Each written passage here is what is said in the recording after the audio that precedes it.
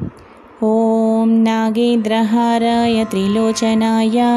भस्माङ्गरागाय महेश्वराय नित्याय शुद्धाय दिगम्बराय तस्मै नकाराय नमः शिवाय मन्दाकिनीसलिलचन्दनचर्चिताय नन्दीश्वरप्रमथनाथ महेश्वराय मन्दारपुष्पबहुपुष्पसुपूजिताय तस्मै मकाराय नमः शिवाय